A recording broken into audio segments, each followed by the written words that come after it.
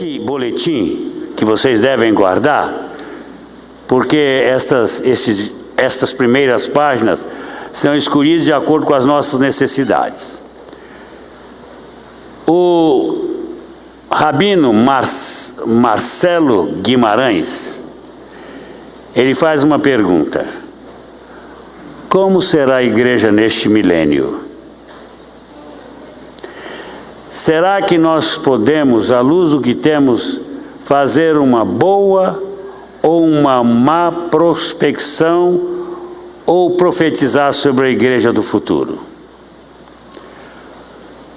Se continuarmos como estamos, como seremos? Com o que temos, se continuarmos, vamos realizar a obra? Não. Uma coisa interessante que o Marcelo disse, entre outras coisas, ele diz assim: há muitas coisas correndo na mídia a respeito de como será a vida no novo milênio. A humanidade, sem dúvida, anseia por uma grande mudança. Parece que tudo precisa mudar. O homem busca sempre mais, quer na ciência, quer na tecnologia e desenvolvimento, na indústria, na economia, nas formas de comércio, nos sistemas de governo, nos aspectos sociais, na computação, que tem trazido um estilo de vida cada vez mais virtual, até mesmo na espiritualidade. O homem não tem ficado para trás. E muitos têm buscado e almejado uma vida mais espiritual. Mas como fica a Igreja de Jesus Cristo neste novo milênio? Estará unida e mais forte? Estará realmente preparada para a iminente vinda do Senhor Jesus?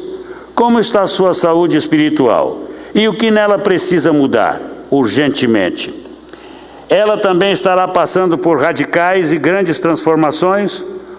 Eu pessoalmente creio que sim. Não creio que a igreja precisa mais de reforma. Reforma não faz nada pela igreja. Concordo com Marcelo, mas indubitavelmente ela não precisa mais de reforma. Reforma não resolve o problema. O que a igreja precisa é passar por um processo eficaz de restauração, e é sobre isso que eu quero falar. Processo eficaz de restauração pela igreja. Eu vou ter 2 textos como base que eu vou ler daqui a pouco. Mas eu quero dizer a vocês que hoje de manhã ao ministrar o ensino da Escola Bíblica de Crescimento Cristão,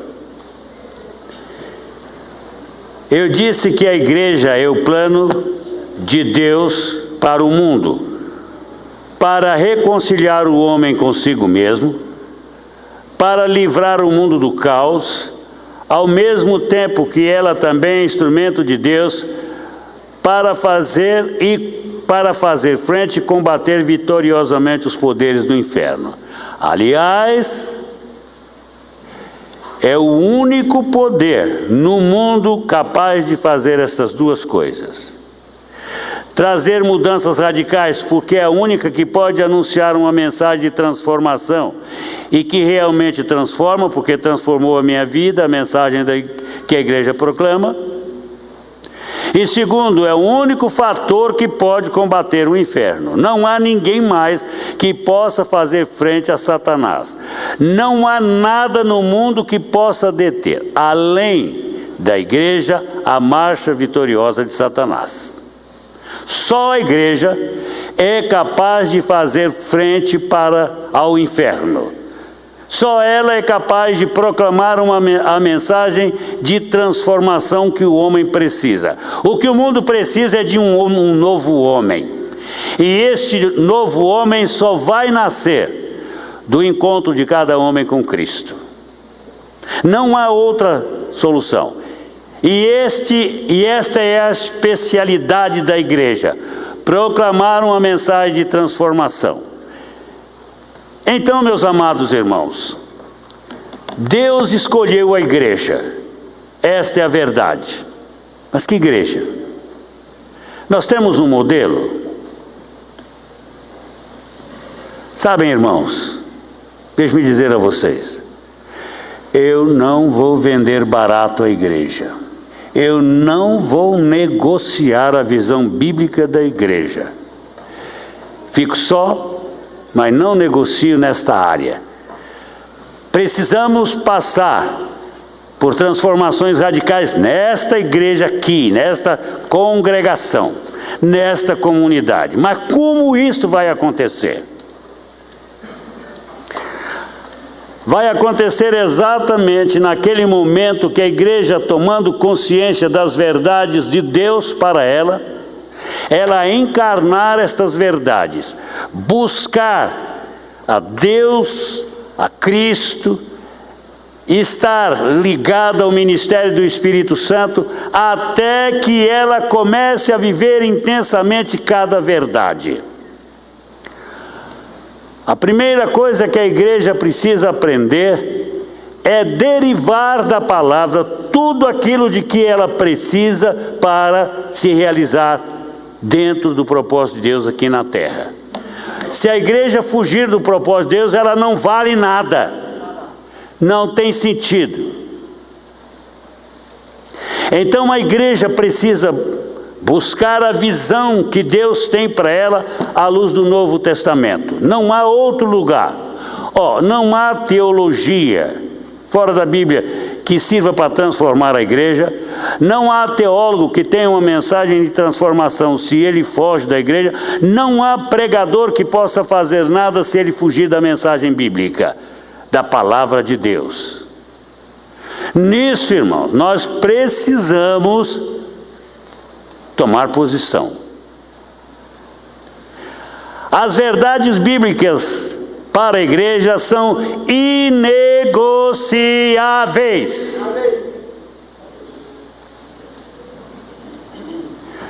Não há como negociar nada.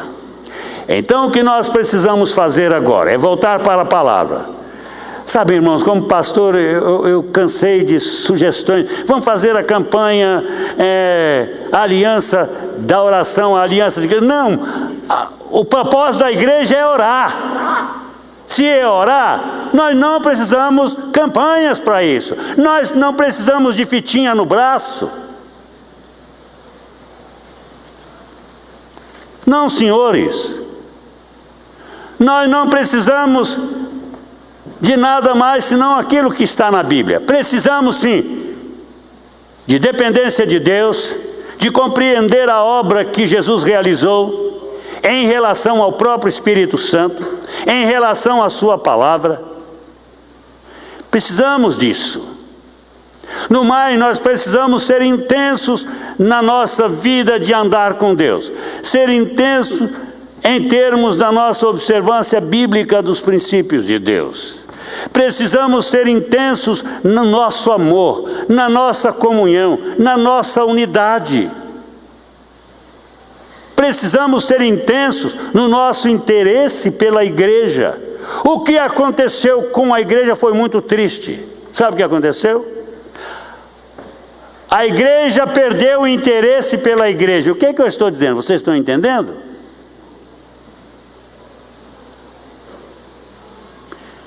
Onde está a igreja cristã manancial da vida? Vocês sabem?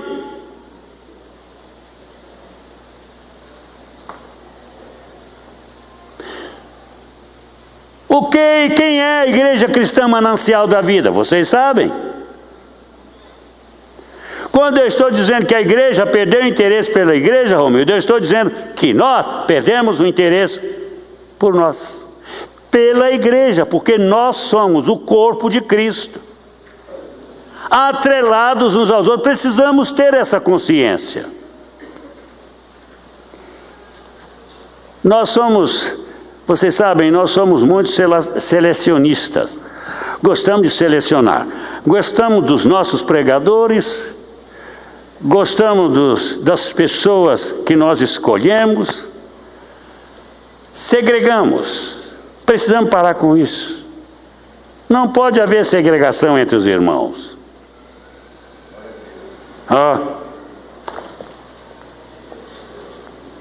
Vou fazer uma pergunta para vocês. Quantos estranharam Elias levantar e ir lá pôr a mão no filho do José, no José, na Maria, na esposa dos filhos? Quantos estranharam? Levante a mão. Só ele. Mas quem ficou com uma coisinha no coração a respeito de Elias? Precisamos, Bruno, de permitir que Deus nos use dentro daquele que é o nosso dom, dentro daquele que é o dom que o Espírito tem nos dado. Nós precisamos abrir as portas para que os dons aconteçam, irmãos. Se eu pedir para orar pelos enfermos, os enfermos vêm aqui. A igreja que crê sabe o que vai acontecer, dona Teresa? Vai levantar inteira e vai lá pôr a mão.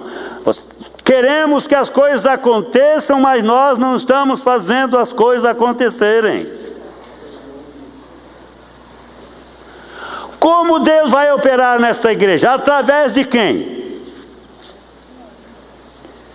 Diz ali a Maria Luísa de forma muito baixinha, de nós. É isso mesmo.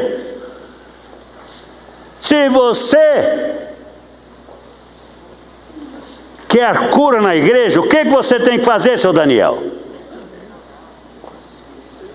Ficar lá diante de Deus. Senhor, eu quero dom de cura. Eu preciso de ver curados na igreja, eu quero que comece em mim. Você precisa fazer isso, eu preciso fazer isso. Nós precisamos fazer isso. Nós precisamos de ter uma igreja que haja a nível bíblico, a nível das promessas de Deus, sem dúvida. Irmão, nós não estamos aqui para encher lugar, não. Nós estamos aqui para cumprir um ministério. E a primeira coisa que a igreja, que Deus precisa para este início de milênio, é ser uma igreja que reaja às promessas de Deus com inteira fé. Nós precisamos de aprender a exercer a nossa fé. Se nós queremos que os dons aconteçam aqui, nós precisamos de aprender a usar os dons e crer nos dons e ministrar dentro do nosso dom. Vocês estão pensando que só o pastor Vilaça, ou o pastor Valdemir, ou o pastor Abner, ou o pastor Elias, tem mais pastor aqui, ou o pastor José,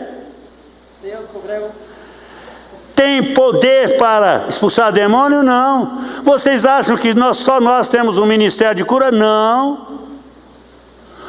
Quantos estão embutindo o dom espiritual que o Espírito Santo quer que ele use? Mas você não se apresenta. O Espírito Santo não opera em homens e mulheres indiferentes. Precisamos compreender isto. E é urgente, irmãos. Porque se a igreja não despertar, vai morrer. Porque se vocês estão pensando que Satanás está brincando, ele não está. Ele está obtendo vitórias. Vocês viram hoje? Quem viu televisão hoje, à tarde? Quantos moços morreram lá em Santa Maria, no Rio Grande do Sul, queimados numa boate? Hein? 232 moços mortos queimados. Sabe quantos feridos e à porta da morte? 117. Portanto, quase 400 jovens perderam a vida nesta madrugada. Porque uns desavisados foram lá, acenderam sinais que não podia acender dentro daquele auditório. E isso, meus irmãos, eu dei graças a Deus quando eu vi isso. Porque é uma coisa que nós vamos apressar, pastor Abner.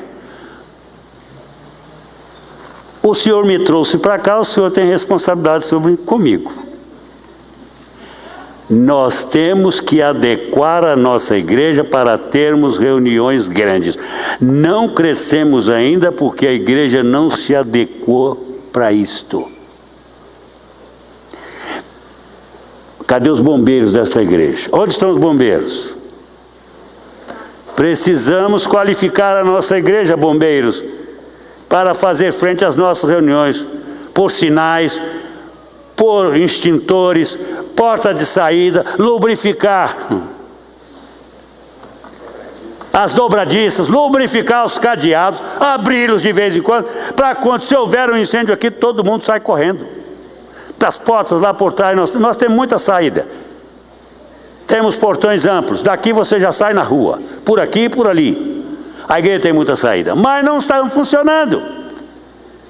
Oh, aleluia, não, Senhor, misericórdia de nós. Já pensaram, gente? 232 jovens mortos. Nenhum velho. Velho está sobrando. Graças a Deus. Nós não vamos à boate. Falta pique. Mas, gente, eu chorei. 232 famílias enlutadas por uma besteira de uma boate. Aí eu me lembrei de um livro do Reagan que eu li, que Satanás uma vez estava numa igreja e foi lá, o pastor da igreja expulsou o Satanás da igreja, o demônio da igreja, e ele saiu e entrou numa boate e a boate pegou fogo. Mas ninguém orou para os demônios saírem da igreja e entrar na boate, né? Mas, irmãos, a igreja, ela precisa tomar uma posição hoje. Sabe? A igreja precisa de restauração? Precisa. Reforma não resolve o problema da igreja. A reforma não traz mudança. Só restauração. Precisamos ser restaurados. Nós precisamos andar na direção do poder da nossa restauração. Se você é salvo, você tem que andar. O perdido precisa andar na direção da salvação. E nós precisamos andar na direção da nossa restauração, da nossa plenitude. E o que a igreja precisa é disso. Como fazer isso? Como? Aí eu perguntei, Senhor, tu queres que eu pregue sobre isso? Essa madrugada, Deus me acordou 3 horas da tarde, 3 horas da manhã, com um sonho. Eu estava sonhando, naquela hora, terminei um sonho às 3 horas, não sei quanto tempo durou. Eu estava sonhando, organizando uma nova igreja.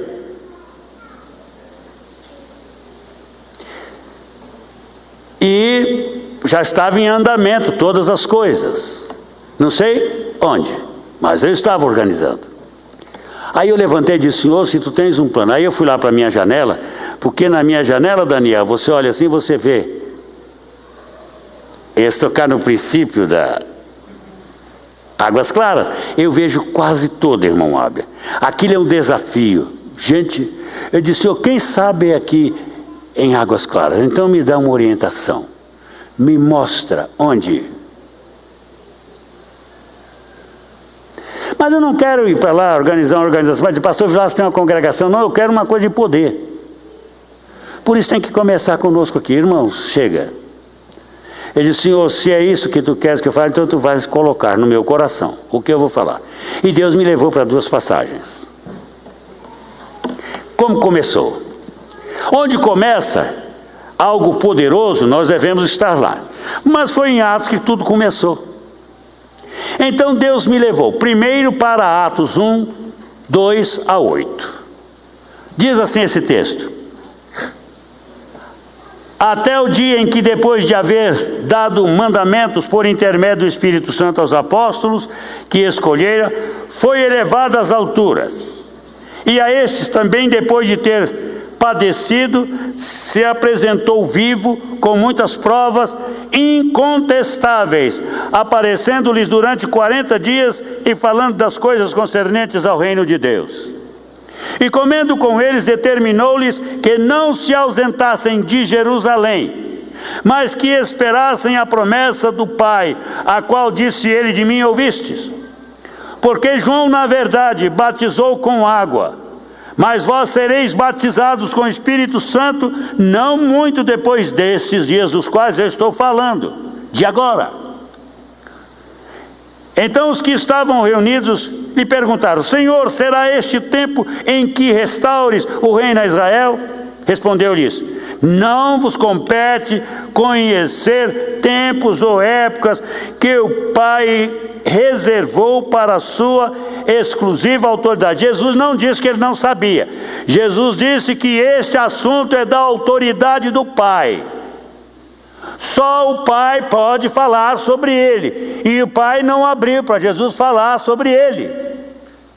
Isso vocês não vão saber. Vocês só vão saber de mim aquilo que o Pai me mandou falar e fazer. E aí ele disse: mas recebereis poder ao descer sobre vós o Espírito Santo, e sereis minhas testemunhas, tanto em Jerusalém, como em toda a Judéia e Samaria, e até os confins da terra. Aleluia! Esta é a primeira passagem. A segunda passagem, Atos 2, 1 a 13. Ao cumprir-se o dia de Pentecostes, estavam todos reunidos no mesmo lugar. Onde eles estavam? No mesmo lugar. Não é um aqui, outro lá, um na casa, 2 na casa do Bruno, 3 na casa do irmão Abner, 5 na casa do Daniel, 6 na casa do pastor Vilaça, 10 na casa da pastora Cláudia, que vai caber 10 pessoas folgadas e sobrar, né? Alguns lá na RAI, outros na casa do Bill, do Will. Ali chega, né? Na casa de todos tinha alguém. Não era assim.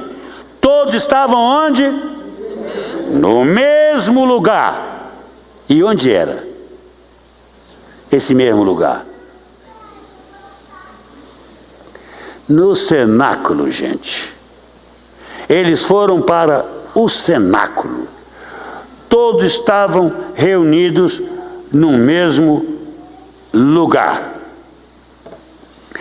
De repente veio do céu um som, como de um vento impetuoso. Um som como de um vento impetuoso. E encheu toda a casa onde estavam assentados. Aquele, parecendo um vento impetuoso, fez o quê? Encheu a casa. A presença encheu a casa. E apareceram então, distribuídas entre eles, línguas como de fogo. Pousou uma sobre cada um deles, e todos ficaram cheios do Espírito Santo e passaram a falar em outras línguas. Ora, estavam habitando em Jerusalém judeus, homens piedosos, vindos de todas as nações, debaixo do céu. Quando, pois, se fez aquela voz, afluiu a multidão, que se possuiu de perplexidade, porquanto cada um ouvia falar na sua própria língua. Ali houve dom de línguas, gente. Línguas humanas. Línguas que se falava pelo Império Romano. Judeus de todas as partes do Império Romano vieram.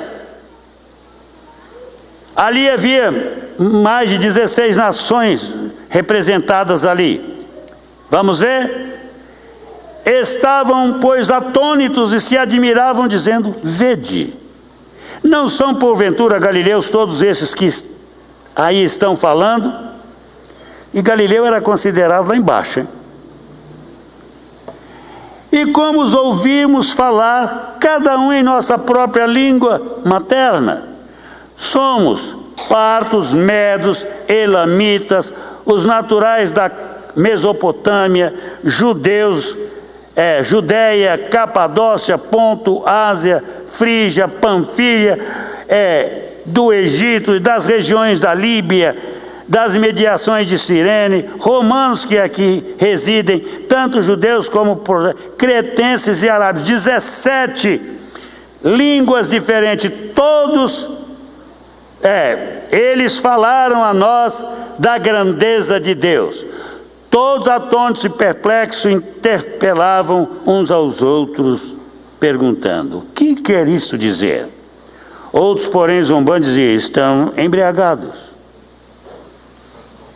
Pedro levanta e diz: não estão embriagados não, são 9 horas da manhã.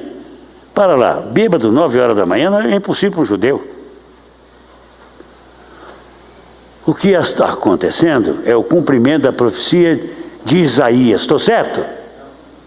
Não. Foi de quem? Do Joel.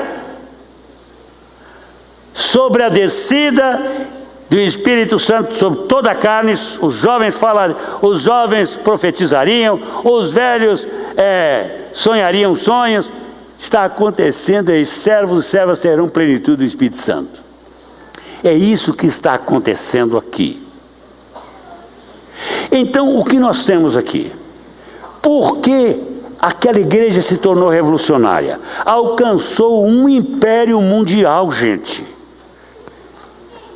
que dominava em todo o mundo conhecido. 2 anos de Paulo na Ásia permitiu que ele pregasse o evangelho em Éfeso, permitiu que toda a Ásia conhecesse o evangelho, a Ásia só. Mas a Ásia. E não tínhamos uma televisãozinha, uma coisinha chamada televisão. Hein?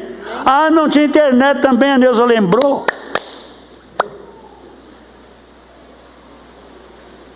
Não tinha nada.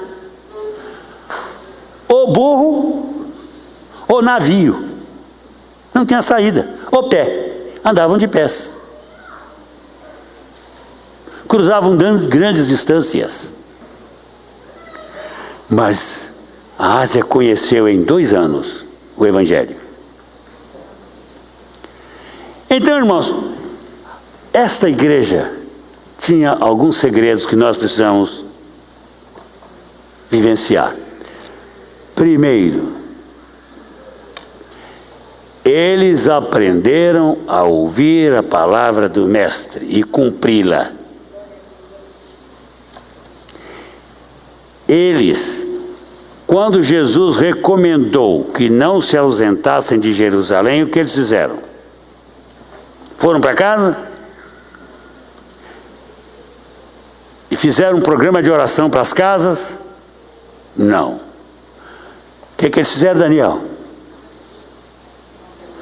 Eles marcaram uma reunião de oração. Quantos estavam presentes na ascensão de Jesus lá no Monte das Oliveiras? Vocês se lembram?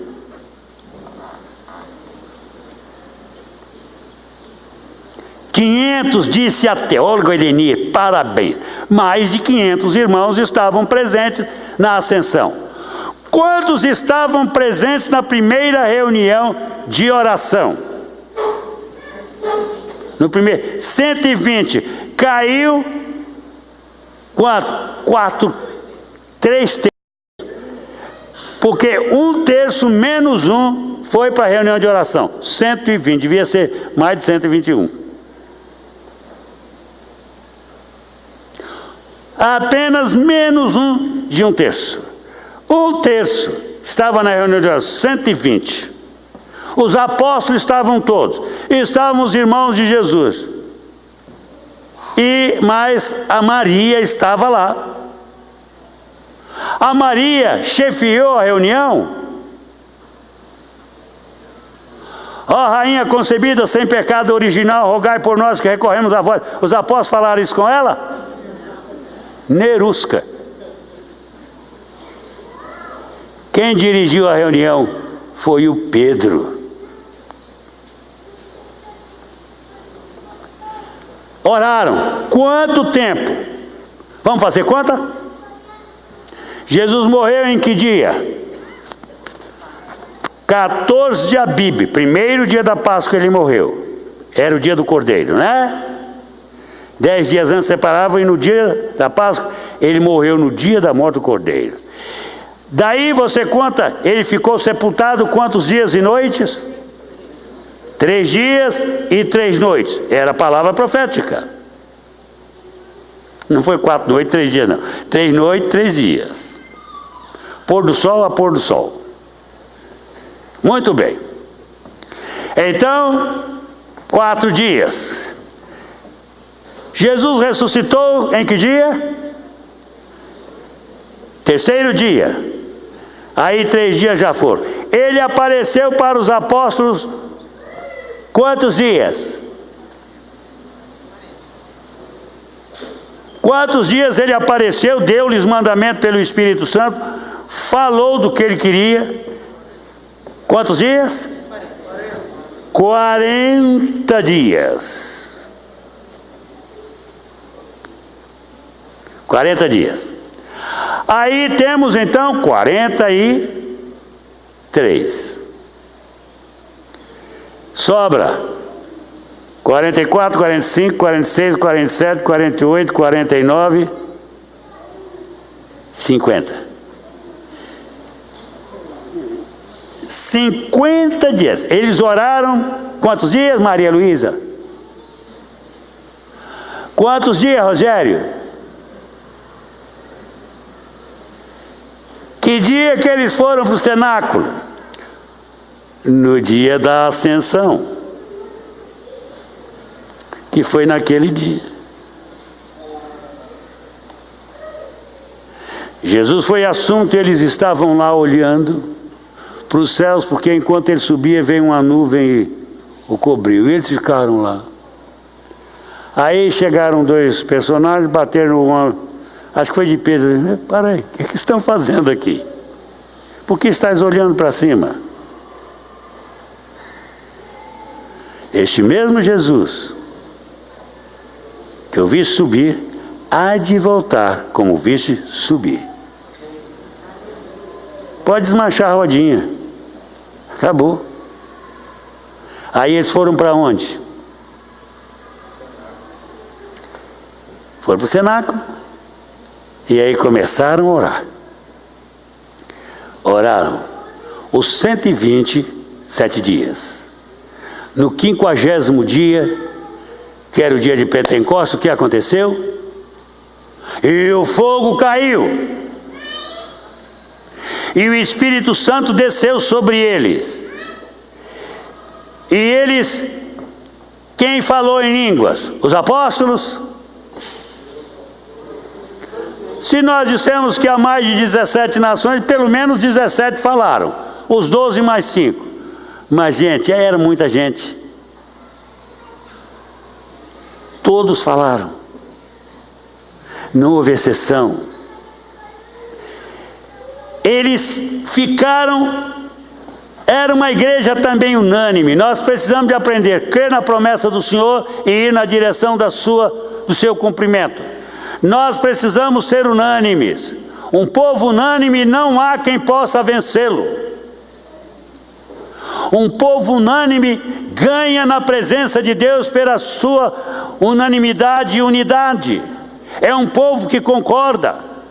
Quando Pedro diz, vamos orar os 120, vamos orar. Até o Tomezinho estava lá.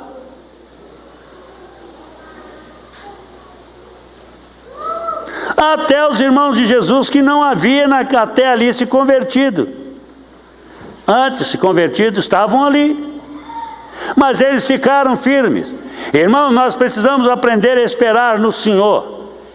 Não saiam de Jerusalém, fiquem aí. Não importe que alguém chame vocês para a reunião lá no poço de Sicar. Não vão. Fiquem em Jerusalém. É o lugar onde você vai florescer. Tem gente que quer florescer, mas quer que o vento favoreça eles. Você floresce quando você permanece na presença de Deus, quando vê o seu coração voltado pela busca da palavra, quando vê o seu coração voltado para a vida de oração. Aí Deus vai olhar para você, aí Deus vai entrar no processo histórico e vai mudar a sua vida e vai tornar você um vaso de bênção. Você precisa permanecer no lugar de oração. Tem gente aí querendo florescer espiritualmente, mas não faz nada por si mesmo. Não está interessado. Passa 5 meses sem vir à igreja, vem e acha que ainda é membro da igreja. Não tem nenhum interesse pela igreja. Aquela gente tinha interesse. Olha, irmãos, uma das características dos crentes primitivos é que eles estavam juntos. Na igreja, no templo, nas casas, onde tivesse uma reunião, todo mundo estava lá. Quando os 3.000 se converteram, eram 3.120, irmão Abner. Estavam lá na reunião, estavam buscando o Senhor. Eles iam nas casas, visitavam uns aos outros, comiam juntos, partiam o pão, celebravam a ceia, todos juntos. Uma igreja unânime, uma igreja que se ama, ela vai ter de Deus respostas extraordinárias e ela vai ter força transformadora. Porque quem gosta de igreja indiferente? Levante a mão. Não, João Marcos não repara não, porque ele gosta de tudo, né? Então, meus amados, quem aguenta uma igreja indiferente, que não se expressa, que não fala, muda. A mula do Balaão falou, o crente precisa falar. Vamos contar aos outros o que está acontecendo na sua vida.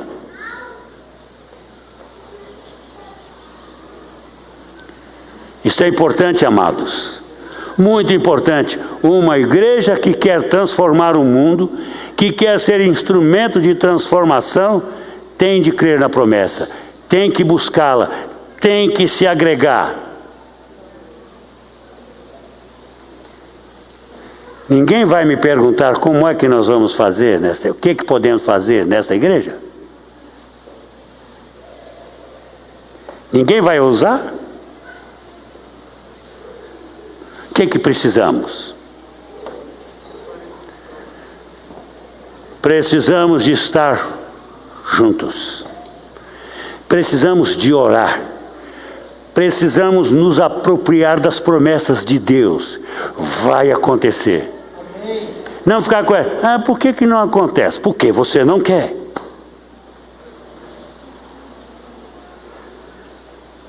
Vamos ter um ano, irmãos, no nome de Jesus, diferente de tudo que nós já temos. Vamos mudar a nossa ótica espiritual para a palavra.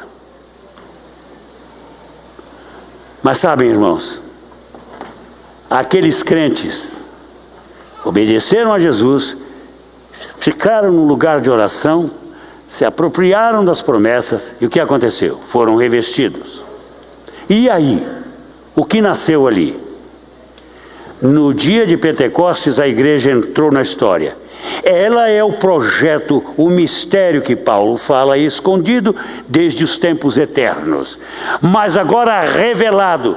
Paulo diz, e eu fui chamado como ministro para revelar os mistérios ocultos de Deus, que estiveram ocultos desde séculos passados.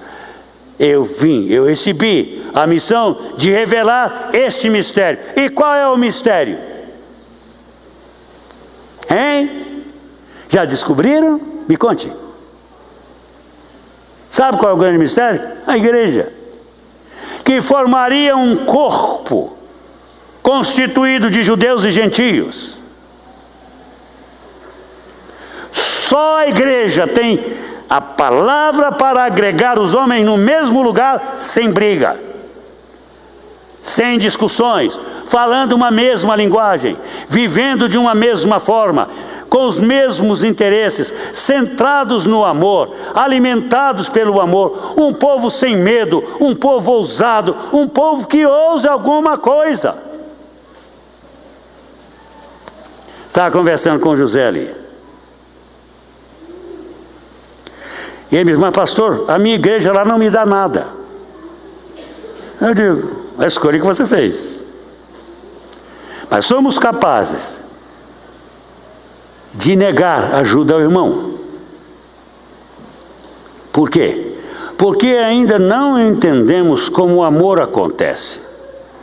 O amor não pode acontecer no seio de uma denominação.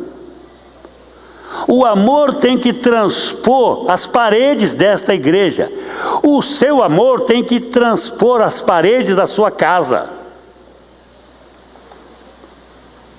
Uma igreja tem que amar tão intensamente que ela alcance o mundo. Quantos ouviram aquela notícia hoje da morte dos 232? O que vocês fizeram? Eu fiz uma coisa, eu chorei e orei.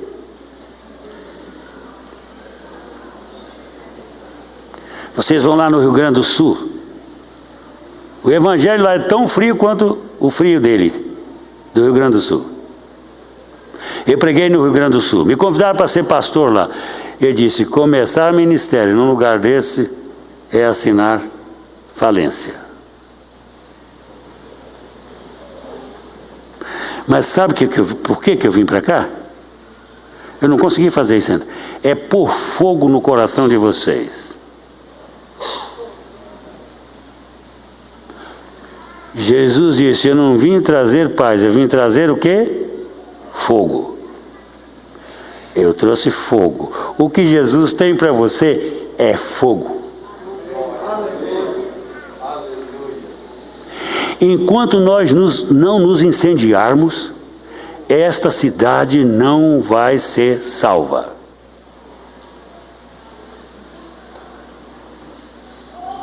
Agora, se a igreja não pegar fogo, o mundo vai pegar fogo.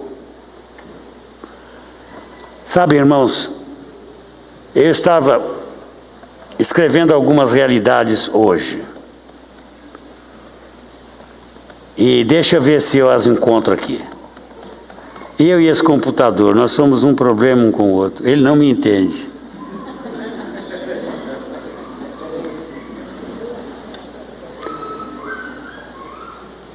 Uma das coisas que mais, agora está escrito, uma das coisas que mais me causa sofrimento é ver o menosprezo, o desdém, a falta de relevância com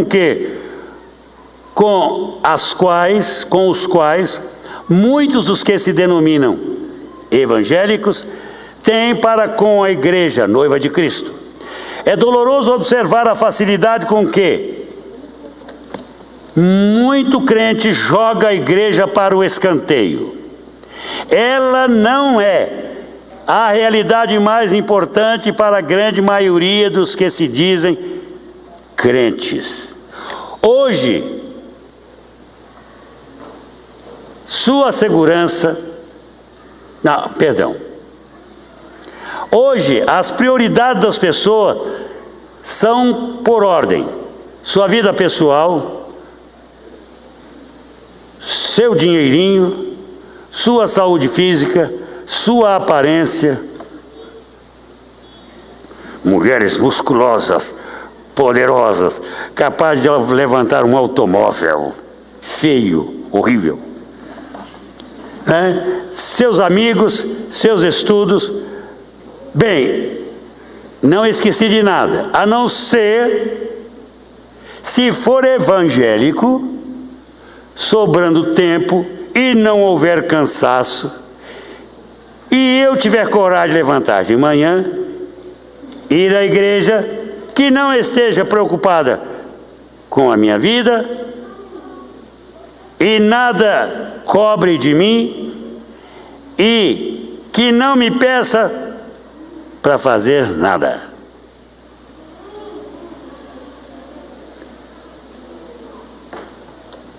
Porque se mexer comigo não dá. Por que muita gente não é membro dessa igreja? Porque Vilacinha da Silva vai atrás. Eu dou um tempo, mas chega a hora eu estou lá. Ainda ontem eu telefonei para um que está faltou, digo, meu irmão, nos deixou? Não, é muito trabalho. Digo, Meu irmão, você pode trabalhar a qualquer hora, mas não no tempo de Deus.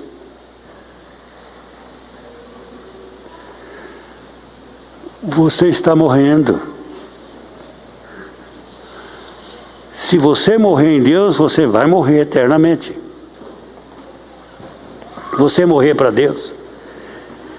Queridos, precisamos de rever as nossas prioridades com muita urgência. Mas, meus queridos, se vocês de fato amam a Deus, ouçam-me, por favor. E pelas misericórdias do meu Deus e nosso Salvador em Jesus Cristo, ouçam-me. A igreja é importantíssima na economia divina. Não há nada que possa substituir a igreja. No contexto do eterno propósito de Deus para a salvação, restauração, reconciliação do homem consigo mesmo e com Deus, através de Cristo, só a igreja pode realizar esse ministério. Essa é a atribuição da igreja. Portanto, tenham-na em altíssima relevância, amem-na, invistam nela. Meus irmãos, investindo nessa igreja, vocês não estarão me dando dinheiro, não. Vocês estarão investindo na obra de evangelização, estarão investindo em missionários. Veio o que o José precisa lá. Mas ele não terá, se a igreja não responder. E a igreja não está respondendo. Está, José? Quantas igrejas estão respondendo a você? Ele ficou assustado que eu ia dizer que eu deixaria de responder. Que eu disse para ele que eu deixaria de responder. Ele mudou logo de cor. Esse é o problema. Quem, meus amados irmãos, não responde à igreja na sua necessidade, não ama a igreja. Não, eu não vou à igreja. Outro dia eu perguntei para um, por que você não vem à escola bíblica? Pastor, eu nasci na visão celular, acostumei não ter culto de manhã e não consigo levantar. Eu digo, muda a sua vida. Hábitos podem ser mudados.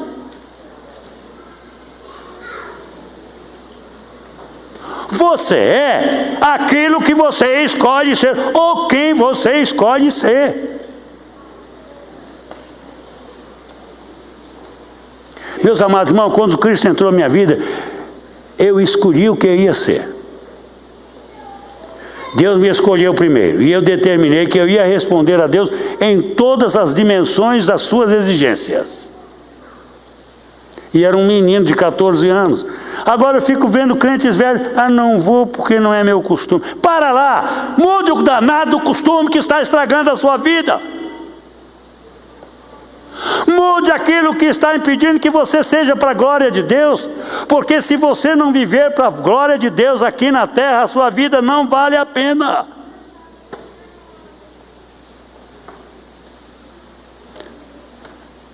Não estou sendo duro com vocês, não. Simplesmente estou trazendo a mensagem que Deus pôs no meu coração. Precisamos de crentes que tenham a igreja em relevância. Quero que nesta noite você saia desta celebração consciente de que, se a igreja decididamente optar por não cumprir os planos e os propósitos de Deus, para os quais Deus a programou desde os tempos eternos, não haverá mais esperança para o mundo que dia a dia, dia após dia, se chafurda mais e mais no lamaçal do pecado. Se a igreja desistir do que Deus tem para ela, em relação à redenção e reconciliação do homem com Deus, o mundo caminhará para a desesperança e o caos total. A barbárie dominará a sociedade dos homens. Porque o que são o caos e a barbárie, senão o estabelecimento do inferno e do império do diabo no mundo que nós estamos vivendo. Se a igreja desistir, não haverá mais esperança. Portanto, irmãos, um apelo: comece a trabalhar na sua vida, nas vossas vidas. Vamos fazer vou dar uma palavra muito clara a vocês. Se vocês hoje decidirem por ter outro pastor, fale comigo. Se um de vocês chegarem para mim e disserem, eu não quero você mais como pastor dessa igreja, eu vou embora. Mas não vivam, não aceitem viver uma vida de desinteresse. O que acontece é o seguinte, tudo nós fazemos a tempo. Quando chega na hora que temos de escolher entre a igreja e alguma coisa, nós escolhemos a coisa, não a igreja.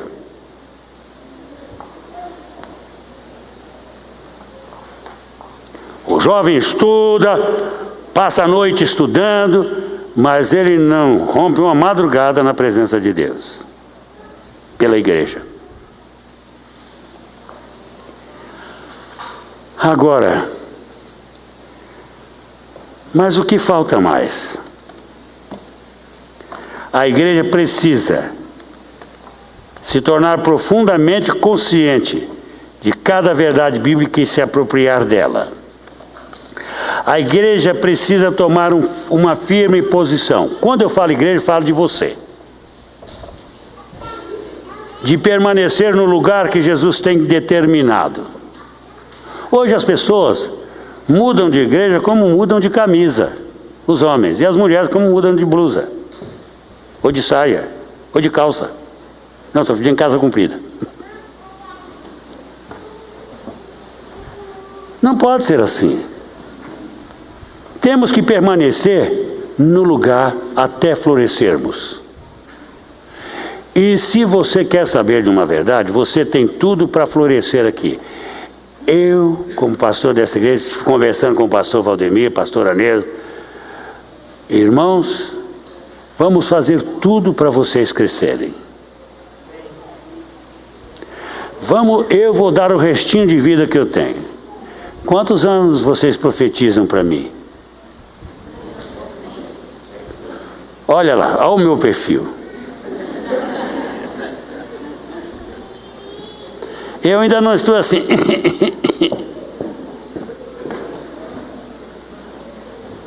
Ainda subo 10 andares sem descansar.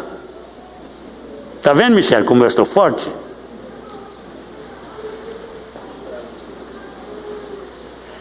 Meus amados, enquanto eu tiver, eu não vou atrapalhar a vida de vocês não. Quando eu tiver, eu já estou longe.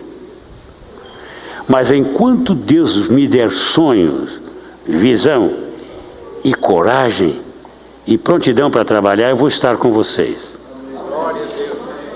Até sem salário. Vou dar o meu melhor. Mas sabe o que eu quero ver, Daniel? O Daniel florescendo. Os Daniéis florescendo, os Fábios florescendo, os Antônios florescendo, os Abners florescendo. Porque aqui nós temos os, né? Mas eu quero ver os Valdemires dando fruto. As Cláudias produzindo, as Marias abençoando, a Emília funcionando. Os Romildos, na frente da batalha. Os Ruiz, os Clemiltons, os Alex, o Alcides também. O Arlécio, o Bruno. Chega, né? Senão vou ficar a noite inteira falando nome aqui. Precisamos de ver mulheres florescendo. Precisamos de ver jovens florescentes. Precisamos de ver adolescentes florescentes. Precisamos de um corpo diaconal vibrante, poderoso. Um grupo de pastores, mais do que Valdemir, Abner e Elias. Pastores, muitos. Precisamos de uma igreja com gente suficiente para encher 500 cadeiras, 1.300 cadeiras, que é o que cabe aqui. E precisamos, Fábio, de apagador de fogo. É o bombeiro aí. Porque o fogo vai vir. Eu estou esperando uma igreja que busque o batismo de poder.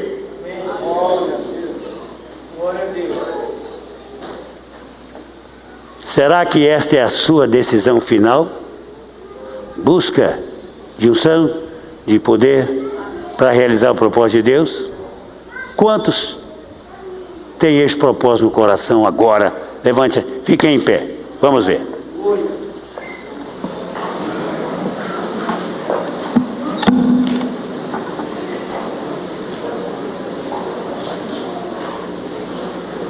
Olhe do seu lado, olhe do seu lado. Tem alguém assentado aí, Michele?